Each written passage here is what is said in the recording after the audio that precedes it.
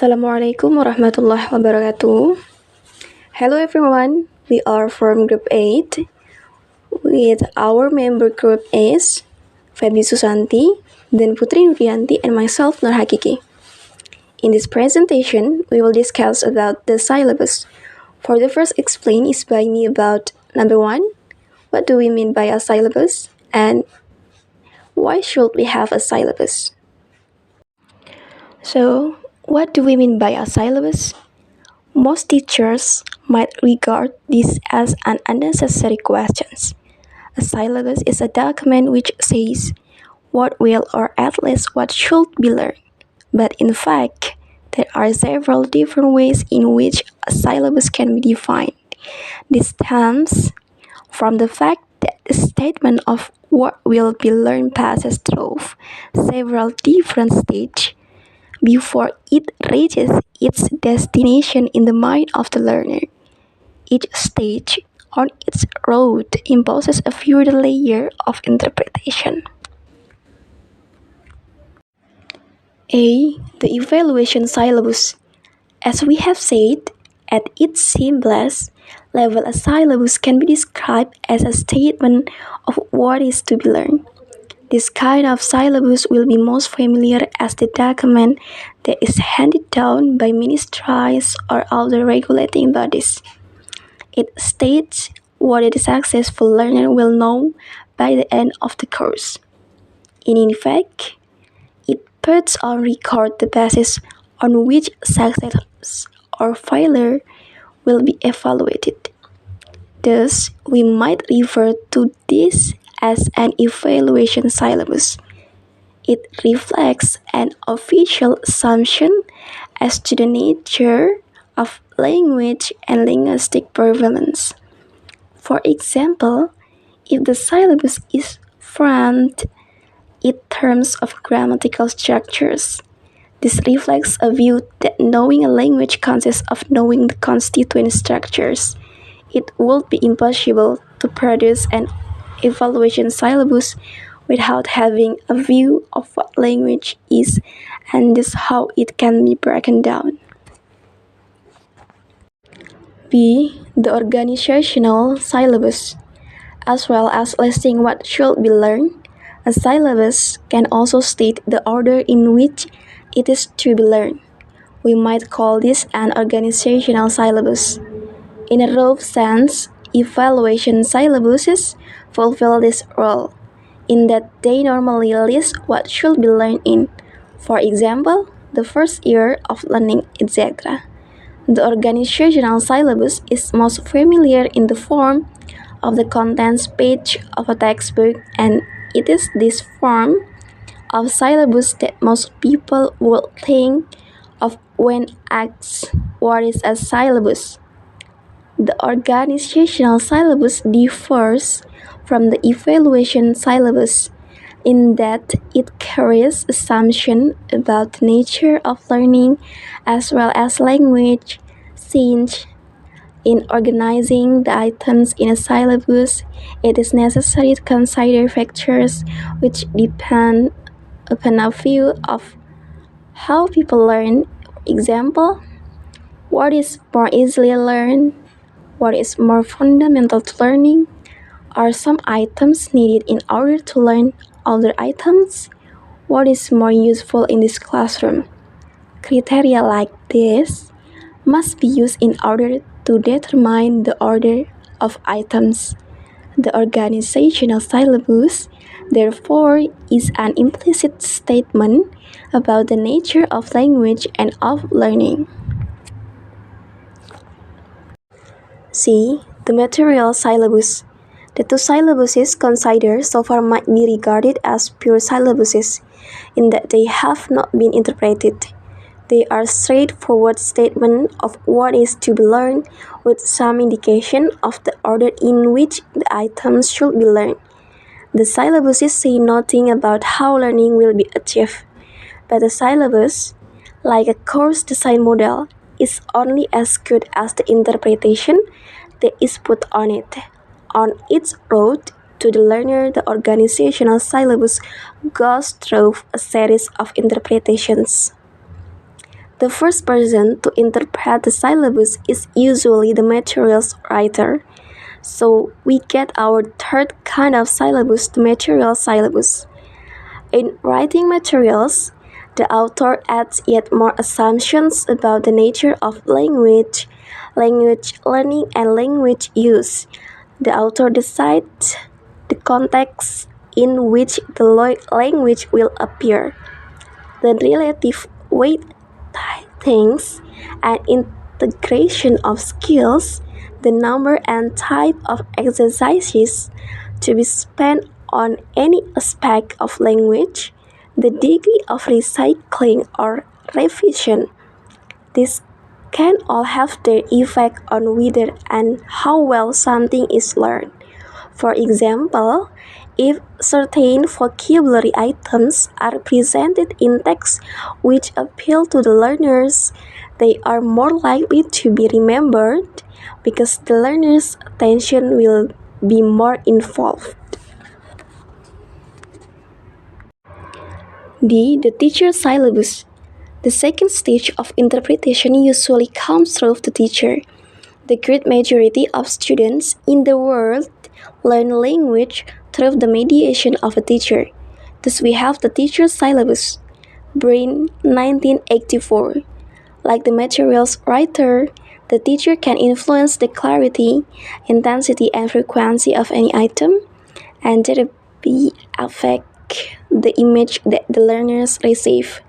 Stavik 1984 recounts how an inexperienced teacher would finish in 2 minutes an activity that he would spend 20 minutes on.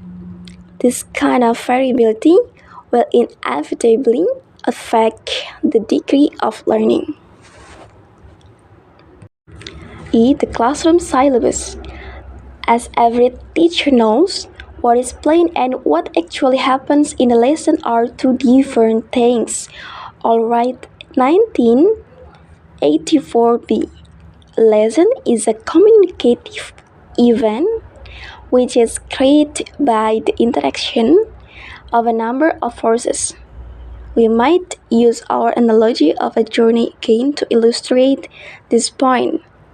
The lesson plane is like the plain road, but like a plain road, it can be affected by all sorts of conditions along the way: the unexpected traffic jam, the slow-moving vehicle that you get stuck behind, the diversion because of roadworks, the new one-way system that you get lost in. But the journey might also be helped along by the new stretch of motorway, the company of traveling companions, fine weather, etc. The classroom too creates conditions which will affect the nature of a planned lessons. This might be extraneous factors such as noise from outside, hot weather, interruptions to deal with an administrative matter, a visitor. They might come from the learner as a group. Perhaps they are tired after a long day, excitable after an incident in the break. Individual students might hold matters up by asking questions or distracting the attention of the class. They might, on the other hand, make a lesson memorable by putting an interesting question or telling an amusing anecdote. The classroom, then, is not simply a neutral channel for the passage of information from teacher to the learner. It is a dynamic, interactive environment which affects the nature both what is taught and what is learned. The classroom thus generates its own syllabus. Print 1984. The learner syllabus. The syllabuses we have considered till now might all be referred to as external syllabuses. The learners might participate in their creation to some extent, but essentially they are external to the learner. The last type of syllabus, however, is an internal syllabus. It is the network of knowledge that develops in the learner's brain and which enables the learner to comprehend and store the later knowledge. We might call this the learner syllabus. Brain 1984. The learner syllabus differs from all the other types we have mentioned not just in being internal as opposed to external, but in that it faces in the opposite direction. It is a retrospective record of what has been learned rather than a prospective plan of what will be learned. Cambrien, 1984. The importance of the learner syllabus lies in the fact that it is through the filter of this syllabus what the learner views the syllabus lies in the fact that it is through the filter of the syllabus that the learner views the other syllabuses. What is in the learner syllabus, in other words, will have a crucial influence of whether and how future knowledge is learned. It is for this reason that the learners must be taken into account on a continuing basis through every stage of the course design process.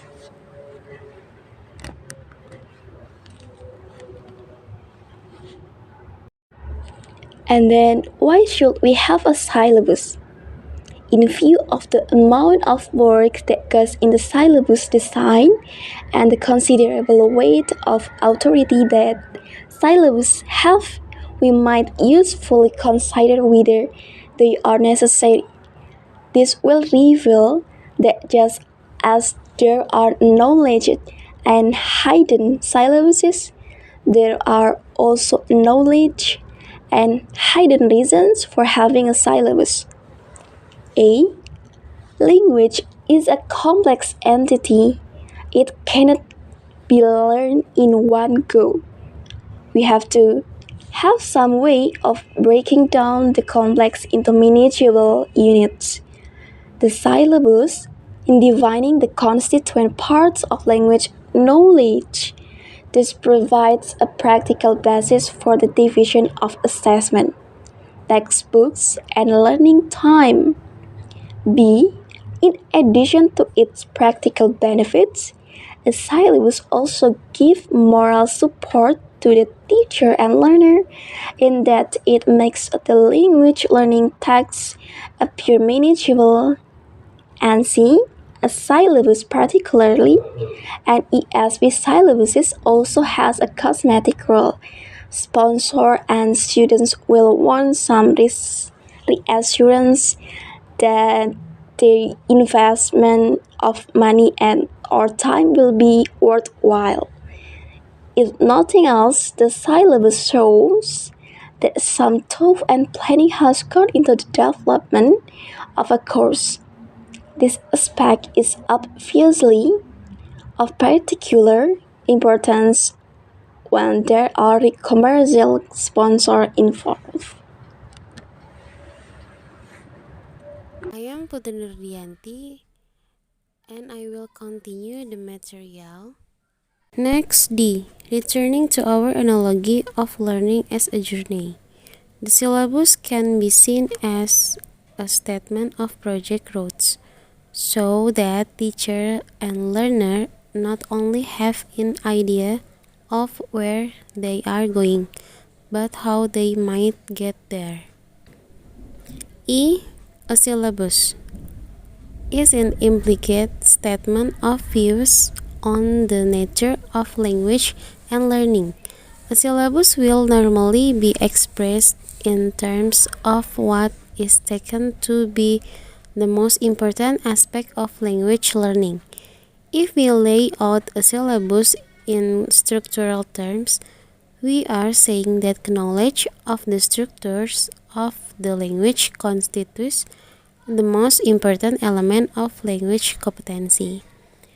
If we take a skill basis we are saying that skills are the most important aspect and so on. A syllabus then tells the teachers and the student not only what is to be learned, but implicitly why it is to be learned. F. A syllabus provides a set of criteria of material selection and or writing. It defines the kind of text to look for or produce, the terms to focus on in exercise, etc. This is probably one of the common uses for a syllabus, but it can be one of the most damaging to the course design if wrong use.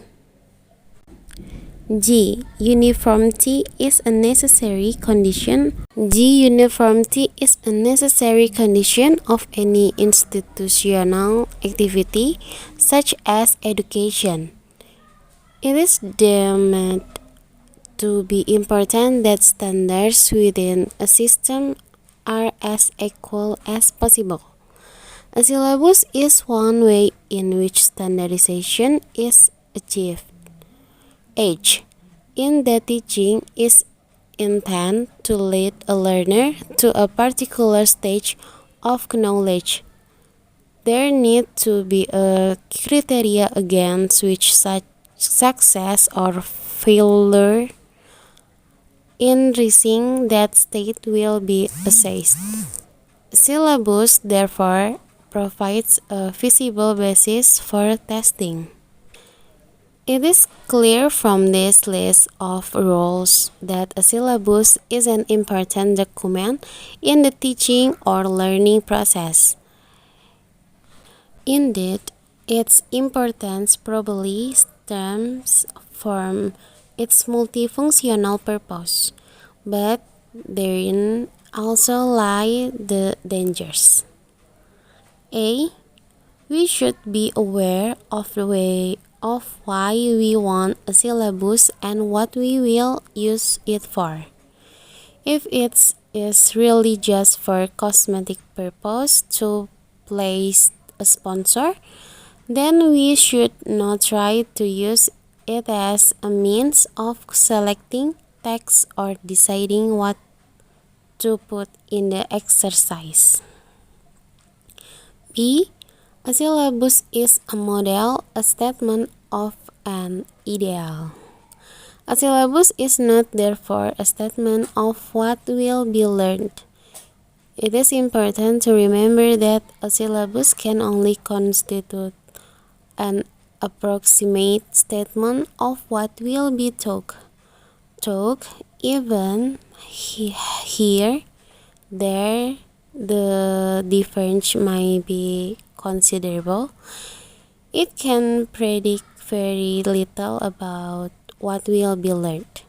A syllabus can never be more than a statement of a technical idea.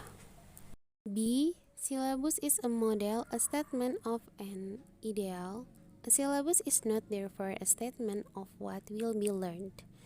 It is important to remember what a syllabus can only constitute an approximate statement of what will be taught. It can predict very little about what will be learned. A syllabus can never be more than a statement of a teaching ideal. C. Syllabuses cannot express the intangible factors that are so crucial to learning: emotion, personalities, subjective views, motivation. D. Syllabuses cannot take account of individual difference. Just as they are a statement of the ideal in language terms, they also implicitly define the ideal learner. The role of syllabus is a complex one, but it clearly satisfies a lot of needs. We need crucially to be aware of the different roles that the syllabus plays so that it can be used most appropriately. In particular, we'll need to recognize its dual nature and therefore its limitation as an indicator of learning. Next material will be presented by FEBY Susanti. Hello everyone, I'm FEBY Susanti and I will continue the material. Next material is on what criteria can a syllabus be organized. We noted above that one of the main purposes of a syllabus is to break down the mass of knowledge to be learned into manageable units. This breakdown has to be based on certain criteria. Presented below are some content lists from a range of ESP courses, illustrating the different criteria that can be used. The first one, topic syllabus. Topics provides a welcome organizing principle because they are based on what the learners will interested into learned, such as sports, weather, music, games, and so on. Next, structural or situational syllabus. This type of syllabus contains a collection of the forms and structures, usually grammatical of the language. It covers nouns, verbs, adjectives, statements, questions, complex sentences, subordinated clauses, past tense, and other aspects of language form such as pronunciation or morphology. Next, a notional or functional syllabus. This type of syllabus contains a collection of the functions that are performed when the language is used. It includes informing, agreeing or disagreeing, apologizing, requesting, and so on. Examples of notions include size, age, color, comparison, time, etc. The syllabus designer has to choose wide spectrum of exponents for each function. Next, a situational syllabus. A situational syllabus contains a collection of real or imaginary situations in which language occurs or is used. It usually involves several participants who are engaged in some activities in a specific setting. The primary purpose is to teach the language communication that occurs in different real-life situations. For example, at the bank, at the airport, at the supermarket, at travel agency, or seeing the dentist, maybe buying a book at a bookstore, meeting a new student, asking directions in new town, etc. The next is a skill-based syllabus. Skill-based syllabus contains a collection of specific abilities that may play a part in using language. Skills are things that people must be able to do to be competent in a language, relatively independently of the situation or setting in which the language use can occur. The main purpose is to learn the specific language skills. And the next is task-based syllabus. This type of syllabus is similar with content-based syllabus. Both of the syllabuses do not organize the teaching with the linguistics features of the language being learned. It contains a series of complex and purposeful tasks that the students want or need to perform with the language they are learning. For example, in ordering, comparing, problem solving, sharing personal experience, and creative tasks. And last but not least is content-based syllabus. The primary purpose is to teach some extent content or information using the language that the students are learning. The content teaching is not organized around the language teaching, but vice versa. A content-based language teaching is concerned with information, while task-based language teaching is concerned with communicative and cognitive process. Okay, and the next material, which last material in this presentation, is what role should a syllabus play in the course design process? The first one, a language-centered approach. This sort of approach is still widely used in ESP. The syllabus is quite clearly the determiner of the entire course. It is, so to speak, the crystallization of what the course is all about, the inspiration for the production of texts and exercises, and the basis on which proficiency will be evaluated. Next, a skill-centered approach. An alternative approach is needed in a skill-centered syllabus, since the aim is not to present and practice language items, but rather to provide opportunities for the learners to employ and evaluate the skills and strategies considered necessary in the target situation. In this approach, the syllabus is not a prime generator.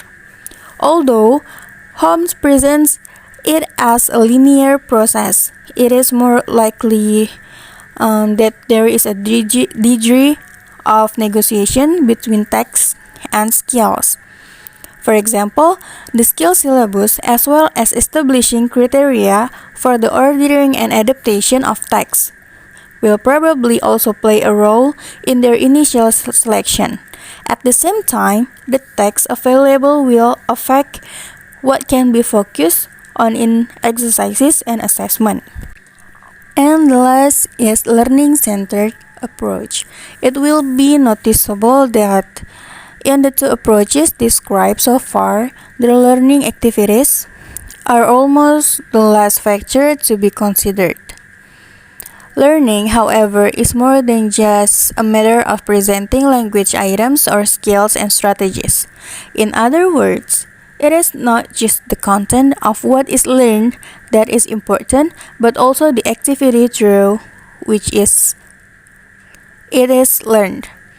In the learning-centered approach, the methodology cannot be grafted onto the end of an existing selection of syllabus items and texts. It must be considered right from the start. To achieve this, the syllabus must be used in a more dynamic way in order to enable methodological considerations such as interest, enjoyment, learner involvement to influence the content of the entire course design. A general syllabus outlining the topic areas and the communicative tasks of the target situation is all that is required at the beginning. Okay everyone, that's all from our presentation. Thank you for your attention and wassalamualaikum warahmatullahi wabarakatuh.